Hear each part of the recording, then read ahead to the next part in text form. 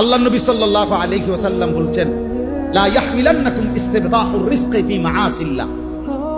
নবীজি বলেন, শুনো উম্মত, আল্লাহর দেওয়া রিজিক, আল্লাহর দেওয়া বরাদ্দ তোমার কাছে আসতে দেরি হচ্ছে, এই কথা মনে করে তুমি আল্লাহর নাফরমানিতে লিপ্ত হইও।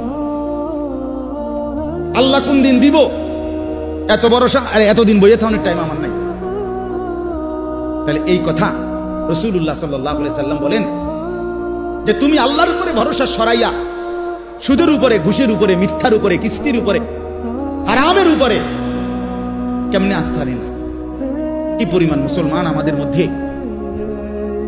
এই হারামের সাথে সম্পৃক্ত? বলে বয়স্ক মানুষ, বুঝমান মানুষ প্রকাশ্যে বুঝে এটা হারাম, এরপরেও নিজের জীবনের সাথে এটা মিশায় নিছে। কোরআনুল কারীমের সূরা বাকারার মধ্যে আছে, কোন ব্যক্তিকে জিনে ধরলে, ভূতে ধরলে, যেরকম সে এলোমেলো কথা বলে, আউলা জাউলা কথা বলে, চোখ টোক বিভিন্ন দিকে ঘুরায়, মাথা মুতা লাড়ে, কসম আল্লাহর কোরআনে আছে, আল্লাহ তাআলা বলেন সুদখোর কিয়ামতের দিন এইভাবে মাতালগ্রস্ত, জিনে ধরুন না ভূতে ধরুন না মানুষের মতো দাঁড়াবে।